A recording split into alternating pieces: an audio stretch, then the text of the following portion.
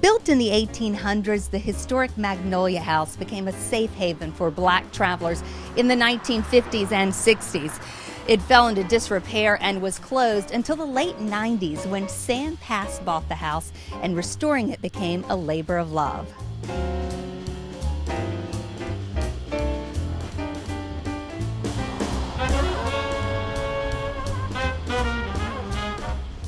Natalie Passmiller is the owner of the historic Magnolia House. Give us a little history of this space. Absolutely. So the historic Magnolia House, it is the Greensboro Hotel where African Americans stayed during the Jim Crow era. Basically, the Green Book is what I like to call the yellow pages for African American travelers. So it's a book that really lists and identifies all the safe places you want to go or can go while you're traveling and vacationing, etc. And so we were listed in 6 editions of the Green Book and starred in each of those as the highly recommended place to stay in the North Carolina area. And so we have been really, really blessed to be able to have a pretty significant guest list, which includes those such as Carter G. Woodson and Satchel Paige and James Baldwin, Sam Cooke, and many, many others. And so that's the history of who we are. We also played a significant role in the civil rights movement here, in the Black history of the Triad. So what has happened between then and now? Oh, gosh. A lot has happened between then and now. What's happened between then and now? In terms of establishing some key community partnerships historically, such as back in the 50s and 60s with the NAACP and hosting national conferences here, or co-hosting those with them. Being able to host training, protest training and etiquette courses here. Charlotte Hawkins Brown hosting her galas and women's meetings here. So doing that, and then of course just creating this safe haven for people to stay when they're traveling to now. And what does now look like? Now looks just like then, and that's the overall goal. So everything that we do here today, both operationally as well as structurally and how the house is built, is a replica of the 1949 Green Book site. So today, this is a place to come and to eat and soon to stay again, but also to learn. Oh yeah, absolutely. So we are what we call a living museum. So what we do in terms of how we serve our food, what we serve, in terms of the private events that we're hosting, the corporate meetings that we host, in terms of the various education programs and trainings and things that we do. All of that is what the Gist family opened up their doors and what they did. So what is your story with this house? Oh gosh. So my story with the home, so first off, I grew up in the neighborhood, in the same neighborhood as the historic Magnolia House. And my father, Samuel Penn Pass, he bought the home from the Gist family, who were the Green Book Hotel owners, in 1995. And he also grew up in this house, in this neighborhood. So he was one of the children, the many children that were in awe by the fancy cars and just the really cool vibe going on Garl Street, right? And so, I think when he purchased it from the Gist family, he's really the visionary behind what we're standing in today. And not only the building, but also making sure that it captures the layout of the Green Book Hotel. And so in about 2017, I was coming home to sit down and, start planning my oldest daughter's graduation party. And that conversation just shifted into, well, what's going on here? How are things going?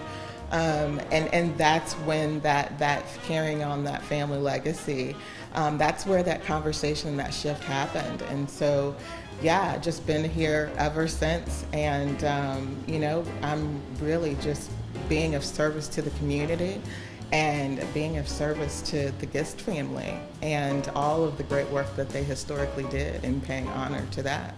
So being in this space, near where you grew up, near where your dad grew up, and where so many walked, and was just such a safe haven for so many, what does that stir for you? For me, I would say what it stirs is, it's just, I'm in awe of the little things, right? Like in this big old world, how it's just important the little things truly are. Little things such as not being able to go to the bathroom somewhere when you're traveling, right? Or not having a place to sleep, right? Not sure where you're going to get your meal from. Even the stories within the walls of Magnolia House, little things such as when James Brown would come here and stay, this was his place to be human. He'd be out there playing with the kids in the street. It's the little things so he could decompress from the demands of his hustle. And so I think that really resonates with me. The soul of the house, I'm really in a humbling position, I will say that, because I continue to learn more and more. And, I'm charged to, as I continue to learn, to take this information and then figure out, well, how do I share this with everybody so that they can be a part of what this house represented back then. Melissa, tell us about some of the things happening now at the Magnolia House. Yeah, so we are so excited. We're open for brunch again from 11 to 3 on Thursdays through Saturdays, and we're also open for special events. But beyond that, we've really launched our Shoebox Lunch program, which is based on the historic meals that traditionally African American women would prepare for their families if they were about to embark on a trip, and there might not necessarily be a Green Book site along the way. So shoebox meals would often be packed in actual shoeboxes, and they would contain less perishable foods like hard-boiled eggs, fried chicken, fresh fruit and veggies. And these could easily be consumed in the car while driving or on the road, just to ensure that their families were safe. So to honor this history, we've created our own shoebox meals that are packaged in Magnolia boxes with historical information about the Green Book and the historic Magnolia House as well. We switch these out throughout the months, and we're really excited because we've launched corporate lunches with these, as well as shoebox lunch and learns for the schools. So we're really excited to be able to offer these to the community and share a little bit of history about the Green Book while we're doing that. What has the response been? Of course, this started right during COVID, and so that's the mask and everything going on. But what has been the response to having this? It's been really amazing. We're still in the launching stage for some of it, but we've been offering these at our brunches, and the response from the community has really been amazing. A lot of folks have told us that being able to eat these lunches with their families and read the information on the boxes has helped them start up conversations about civil rights history, African American history, and where we are today. So it's really beginning conversations with the folks in our community, which is what we're really hoping for. Getting to work in such a special place, to see just how meaningful it is for so many of the folks who walk through here, and everything they feel in this space, it's incredibly special, and it really makes it an amazing place to work.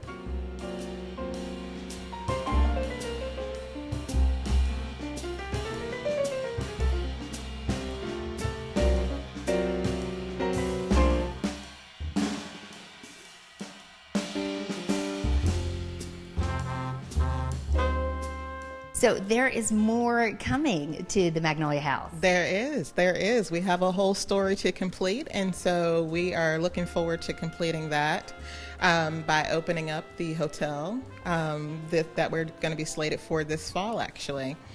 And so in terms of doing that, what we really think about, and I'll tell you how this actually came to be, the cutest thing. So Magnolia House, we graduated from Launch Lab, which is a Greensboro chamber, I guess an activity or program.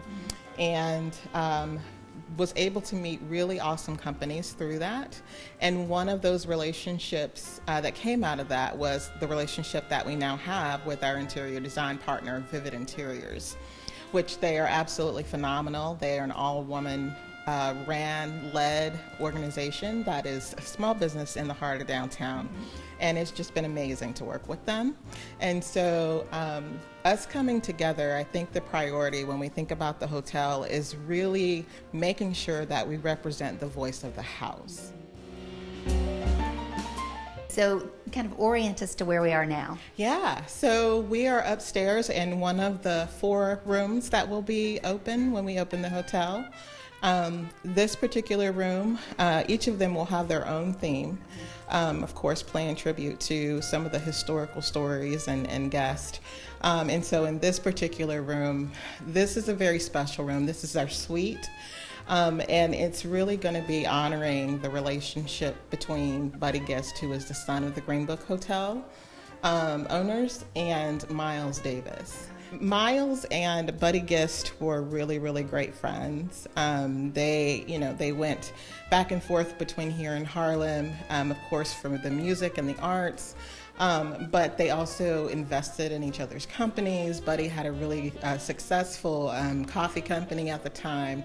And so because of that relationship, Miles gifted Buddy one of his trumpets from one of his signature albums. And before Buddy passed away, he donated that trumpet to UNCG, which sits down in their music building on the ground floor now. And that's also why they call themselves the UNCG Miles Davis Jazz Program. So because of that very special relationship and the Gist family and everything they've done, we thought it'd be extremely important to celebrate that and honor that here. How do you expect people will use the hotel? I mean, just one room at a time, the whole thing? What do you kind of envision? I think that it'll be a blend. It'll be a little bit of everything. I do anticipate more of a collective functioning of the home. So using several rooms, I do anticipate using the entire house. Quite frequently. I think that the guests that will stay here, I'm really excited to see that, because I think we'll see really a blend and a mix of different audiences, whether it's companies coming in to have their retreats, whether it's, a family reunion, or whether it's just someone wanting to be a part of the history. Yeah. So one thing that our audience is really good at, that they have taught me over the last 3 years, is that they're very good at creating really innovative ways to use and connect with the space. So I expect that to continue. Yeah, I expect that some Greensboro folks are going to use this as a staycation place too.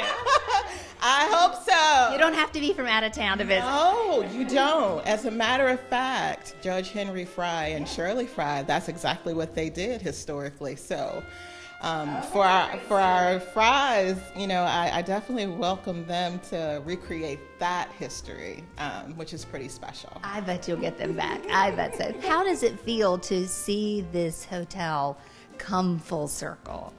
Oh, so I'm going to be a little emotional here, if it's okay. Yeah. Okay. I will tell you, when we had our fundraiser on the 14th and the 15th, and we staged everything, we even had the Dudley High School students, and we had this 8-year-old, Jackie Robinson. And so they just came into character. And literally when you walked around the room, you walked into the writing room and Carter G was there, and it just you could feel it. And so I will say, how does it feel for me? The house just gave me a really big hug and thank you. It's kind of what it felt like. Because that's our role, right? We're servicing the house to share its history. And it's just like, damn it, Natalie and team, damn it, Melissa, you guys got us. And that was amazing. That is amazing. It is amazing, absolutely. So I think the issue is making sure that we represent everyone, you know, and we'll figure it out. We've got some pretty fun things in play for that. Take a walk through history and pick up a shoebox lunch at the Magnolia House on Goral Street in Greensboro. You can visit them online at thehistoricmagnoliahouse.org.